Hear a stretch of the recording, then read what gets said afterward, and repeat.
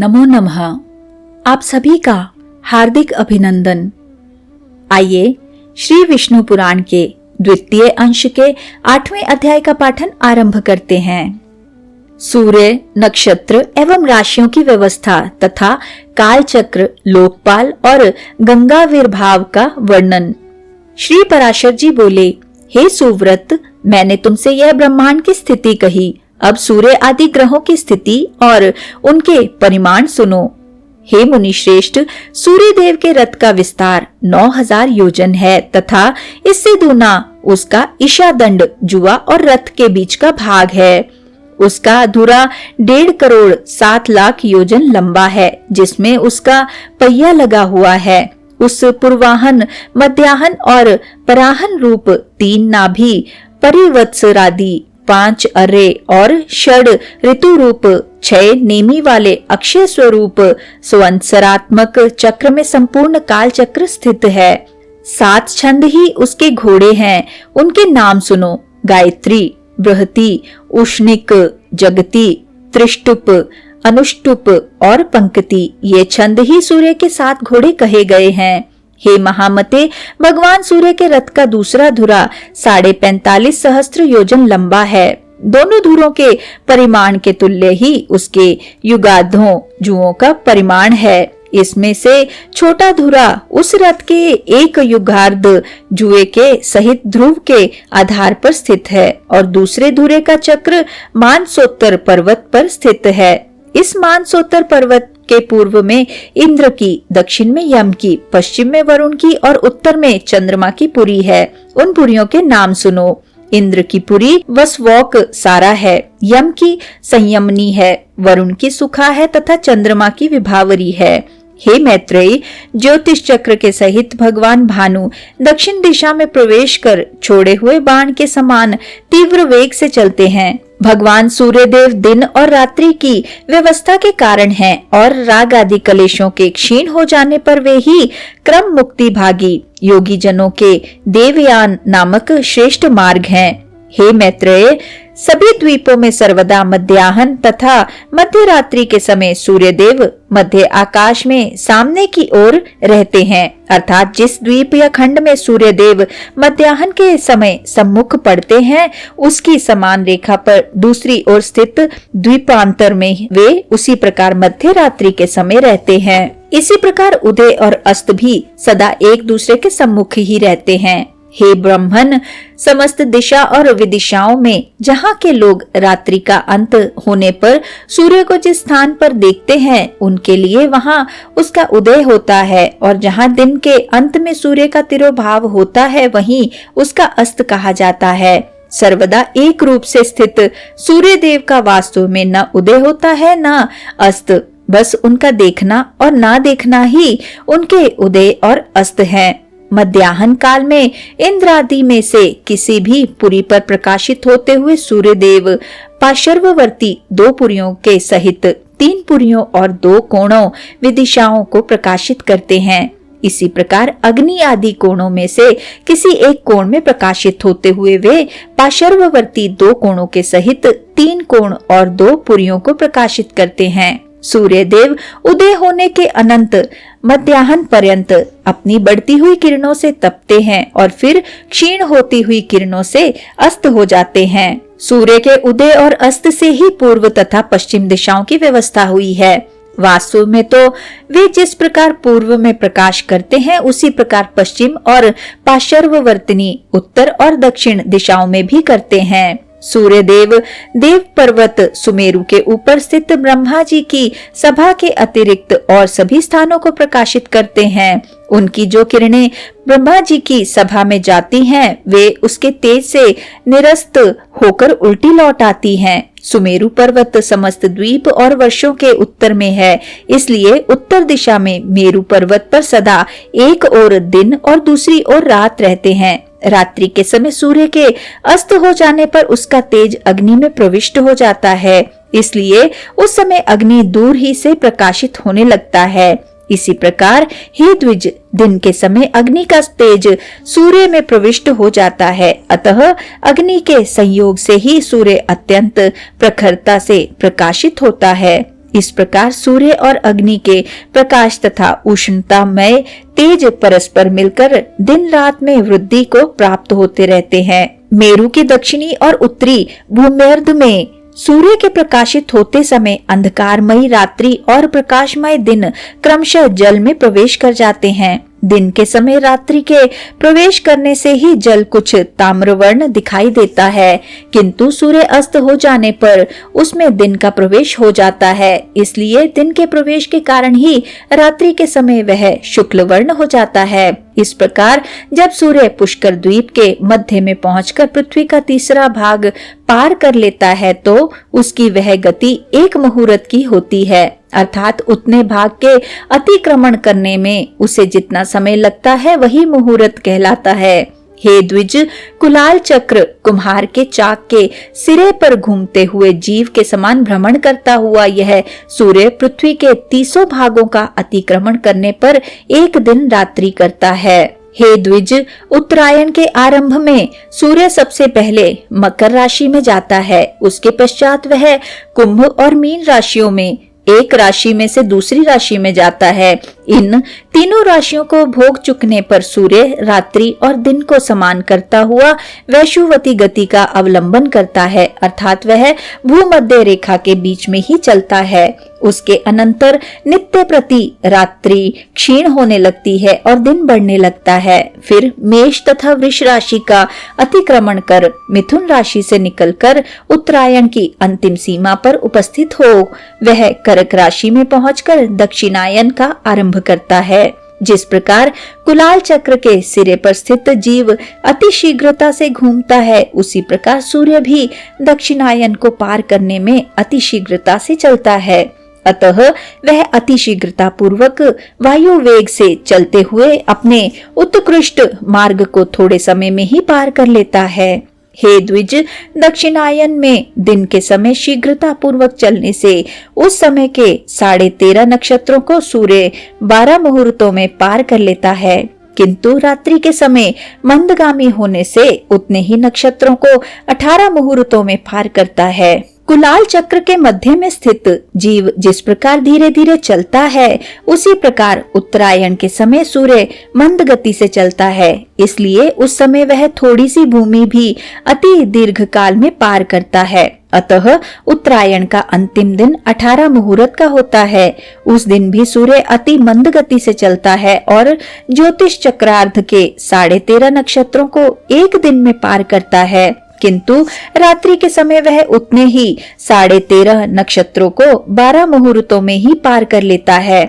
अतः जिस प्रकार नाभि देश में चक्र के मंद मंद घूमने से वहां का मृत्पिंड भी मंद गति से घूमता है, उसी प्रकार ज्योतिष चक्र के मध्य में स्थित ध्रुव अति मंद गति से घूमता है। हे मैत्रेय, जिस प्रकार कुलाल चक्र की नाभि अपने स्थान पर ही घूमती रहती है, उसी प्रकार ध्रुव भी अपने स्थान पर ही घूमता रहता है।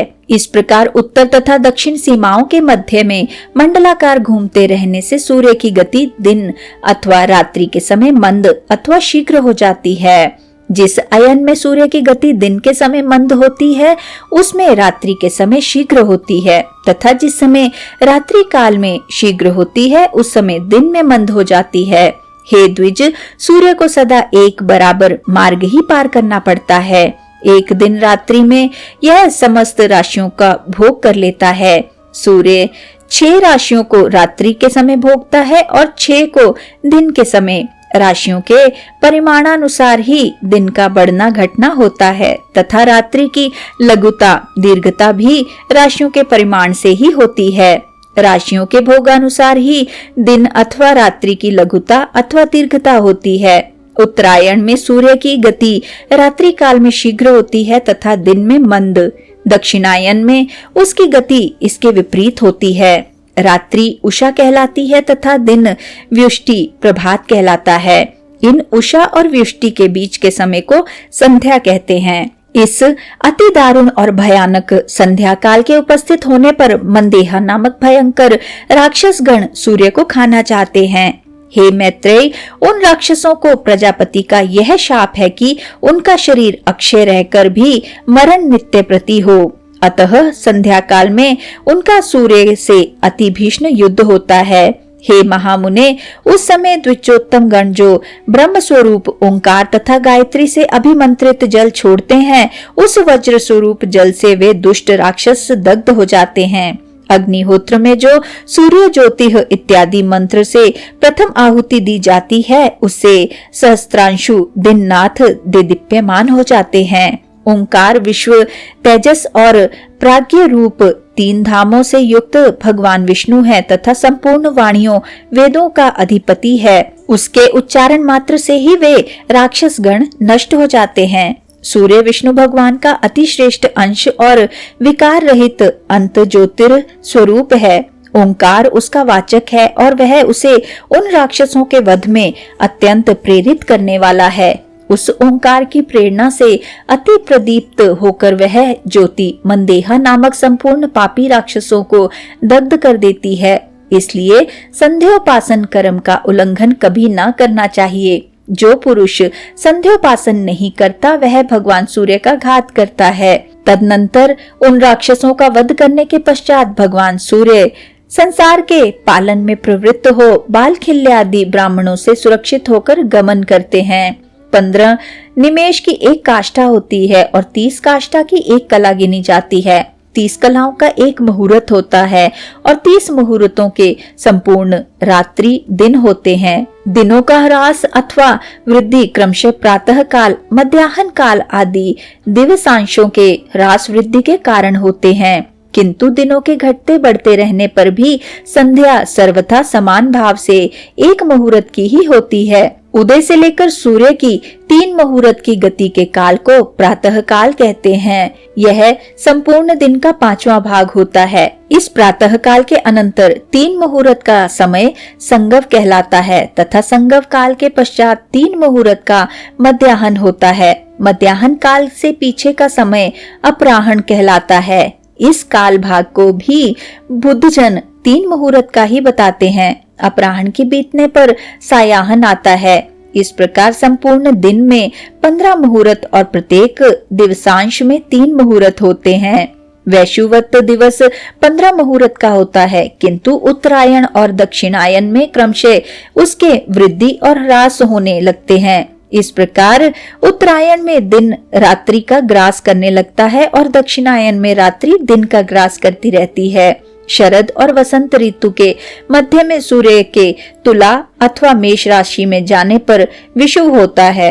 उस समय दिन और रात्रि समान होते हैं। सूर्य के कर्क राशि में उपस्थित होने पर दक्षिणायन कहा जाता है और उसके मकर राशि पर आने से उत्तरायण कहलाता है। हे ब्रह्मन, मैंने जो 30 मुहूर्त के एक रात्रि दिन कहे हैं, ऐसे 15 रात्रि दिवस का एक पक्ष कहा जाता है। 2 पक्ष का एक मास होता है।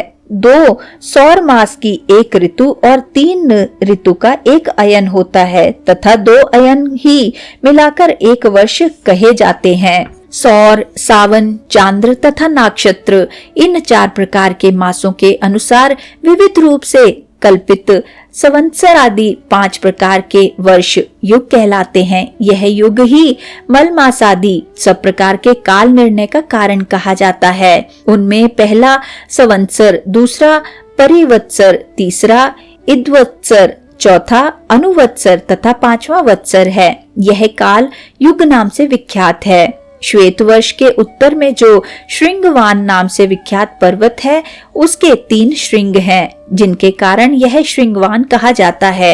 उनमें से एक श्रृंग उत्तर में, एक दक्षिण में तथा एक मध्य में है। मध्य श्रृंग ही वैशुवत है। शरद और वसंत ऋतु के मध्य में सूर्य इस वैशुवत श्रृंग पर आते हैं। अतः हे मैत्रेय, मेष अथवा तुला राशि के आरंभ में तिमिरा प्रहारी सूर्य देव विषुवत पर स्थित होकर दिन और रात्रि को समान परिमाण कर देते हैं।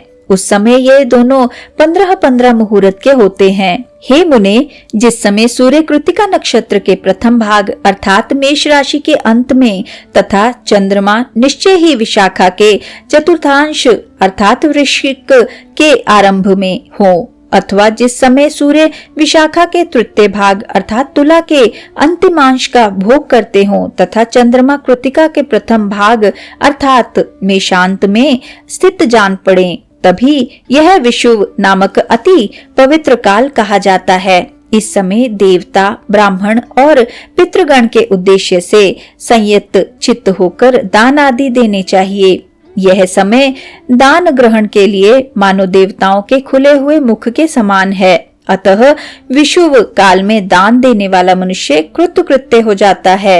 याग आदि के काल निर्णय के लिए दिन, रात्रि, पक्ष, कला, काष्ठा और क्षण आदि का विषय भली प्रकार जानना चाहिए। राका और अनुमति 2 प्रकार की पूर्णमासी तथा सिनी वाली और कुहू 2 प्रकार की अमावस्या होती है। माघ, फाल्गुन, चैत्र, विशाख तथा ज्येष्ठ, आषाढ़ ये 6 मास उत्तरायण होते हैं और श्रावण, भाद्र, अश्विन, कार्तिक तथा अगहन, पौष ये 6 दक्षिणायन कहलाते हैं। मैंने पहले तुमसे जिस लोकालोक पर्वत का वर्णन किया है उसी पर 4 व्रतशील लोकपाल निवास करते हैं। हे द्विज, सुधामा, कर्दम के पुत्र शंखपाद और हिरण्यरोमा तथा केतुमान ये चारों निर्द्वंद, निर्भिमान, निरालस्य और निष्परिग्रह लोकपाल गण लोकालोक पर्वत की चारों दिशाओं में स्थित हैं। जो अगस्त्य के उत्तर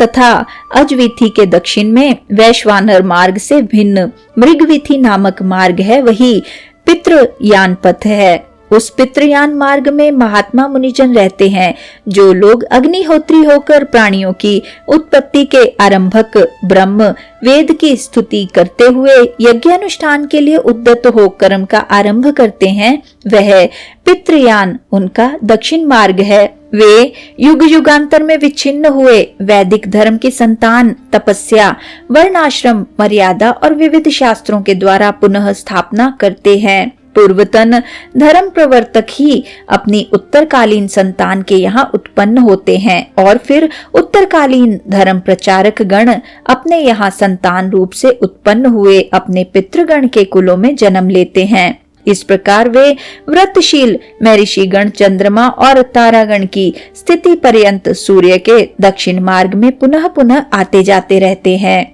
नागवीथी के उत्तर और सप्तऋषियों के दक्षिण में जो सूर्य का उत्तरीय मार्ग है उसे देवयान मार्ग कहते हैं। उसमें जो प्रसिद्ध निर्मल स्वभाव और जितेंद्रिय ब्रह्मचारी गण निवास करते हैं वे संतान की इच्छा नहीं करते, अतः उन्होंने मृत्यु को जीत लिया है। सूर्य के उत्तर मार्ग में 80,000 उधर्वरेता मुनिगण प्रलय काल पर्यंत निवास करते हैं। उन्होंने लोभ के असंयोग, मैथुन के त्याग, इच्छा और द्वेष की अप्रवृत्ति, कर्मानुष्ठान के त्याग, काम वासना के असंयोग और शब्द आदि विषयों के दोष दर्शन इत्यादि कारणों से शुद्ध चित्त होकर अमरता प्राप्त कर ली है। भूतों के प्रलय पर्यंत स्थिर रहने को ही अमरता कहते हैं। त्रिलोकी की स्थिति तक के इस काल को ही अपुनर्मार पुनर्मृत्यु रहित कहा जाता है। हे द्विज, ब्रह्म हत्या और अश्वमेध यज्ञ से जो पाप और पुण्य होते हैं उनका फल प्रलय पर्यंत कहा गया है। हे मैत्रेयी, जितने प्रदेश में ध्रुव स्थित है, पृथ्वी से लेकर उस प्रदेश पर्यंत संपूर्ण देश प्रलय काल में नष्ट हो जाता है। सप्तऋषियों से उत्तर दिशा में पूर्व की ओर जहाँ ध्रुव स्थित है वह अति तेजोमय स्थान ही आकाश में विष्णु भगवान का तीसरा दिव्य धाम है। हे विप्र, पुण्य पाप के क्षीण हो जाने पर दोष पंक शून्य संयतात्मा मुनिजनों का यही परम स्थान है। पाप पुण्य के निवृत्त हो जाने तथा देह प्राप्ति के संपूर्ण कारणों के नष्ट हो जाने पर प्राणीगण जिस स्थान पर जाकर फिर शोक नहीं करते वही भगवान विष्णु का परम पद है। जहाँ भगवान की समान ऐश्वर्यता से प्राप्त हुए योग द्वारा सतेज होकर धर्म और ध्रुव आदि लोक साक्षीगण निवास करते हैं, वही भगवान विष्णु का परम पद है। हे मैत्रेयी, जिसमें यह भूत, भविष्यत और वर्तमान चराचर जगत ओतप्रोत हो रहा है वही भगवान विष्णु का परम पद है, जो तल्लीन योगी जनों को आकाश मंडल में दे दीप्यमान सूर्य के समान सबके प्रकाश रूप से प्रतीत होता है तथा जिसका विवेक ज्ञान से ही प्रत्यक्ष होता है, वही भगवान विष्णु का परम पद है। हे द्विज, उस विष्णु पद में ही सबके आधारभूत परम तेजस्वी ध्रुव स्थित है तथा ध्रुव जी में समस्त नक्षत्र, नक्षत्रों में मेघ और मेघों में वृष्टि आश्रित है। हे महामुने, उस वृष्टि से ही समस्त सृष्टि का पोषण और संपूर्ण देव मनुष्य आदि प्राणियों की पुष्टि होती है। तदनंतर गौ आदि प्राणियों से उत्पन्न दुग्ध और घृत आदि की आहुतियों से परितुष्ट अग्निदेव ही प्राणियों की स्थिति के लिए पुनः वृष्टि के कारण होते हैं। इस प्रकार विष्णु भगवान का यह निर्मल तृतीय लोक ध्रुव ही त्रिलोकी का आधारभूत और वृष्टि का आदि कारण है। हे ब्राह्मण, इस विष्णु पद से ही देवांगनाओं के अंगराग से पांडुरवर्ण हुई सी सर्व पापाप हारिणी श्री गंगा जी उत्पन्न हुई हैं। विष्णु भगवान के वाम चरण कमल के अंगूठे के नख रूप स्तोत्र से निकली हुई उन गंगा जी को ध्रुव दिन रात अपने मस्तक पर धारण करता है। तदनंतर जिनके जल में खड़े होकर प्राणायाम परायण सप्तऋषिगण उनकी तरंग भंगी से जटा कलाप के कंपायमान होते हुए अघमर्षण मंत्र का जप करते हैं, जिनके विस्तृत जल समूह से आप्लावित होकर चंद्रमंडल क्षय के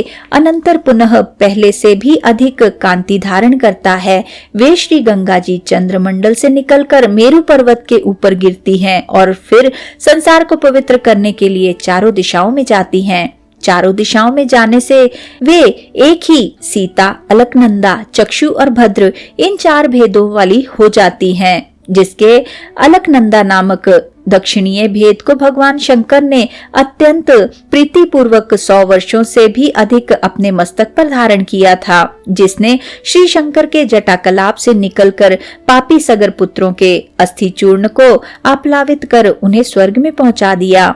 हे मैत्रेय, जिनके जल में स्नान करने से शीघ्र ही समस्त पाप नष्ट हो जाते हैं और अपूर्व पुण्य की प्राप्ति होती है, जिसके प्रवाह में पुत्रों द्वारा पितरों के लिए श्रद्धा पूर्वक किया हुआ एक दिन का भी तर्पण उन्हें 100 वर्ष तक दुर्लभ तृप्ति देता है।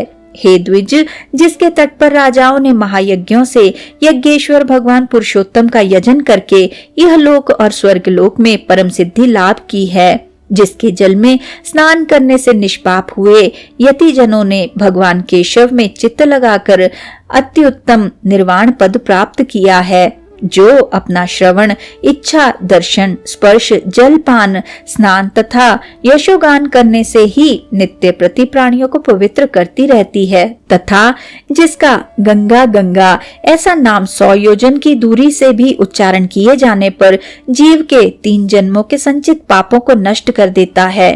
त्रिलोकी को पवित्र करने में समर्थ वह गंगा जिससे उत्पन्न हुई है, वही भगवान का तीसरा परम पद है।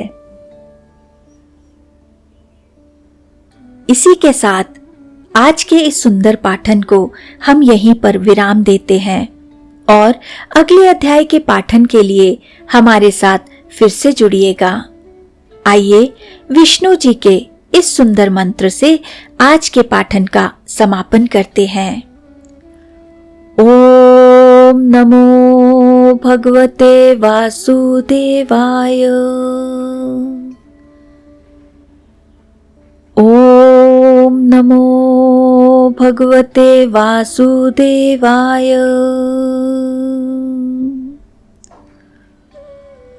ओम नमो भगवते वासुदेवाय। ओम नमो भगवते वासुदेवाय। ओम नमो भगवते वासुदेवाय। ओम नमो भगवते वासुदेवाय। ओम नमो भगवते वासुदेवाय। धन्यवाद।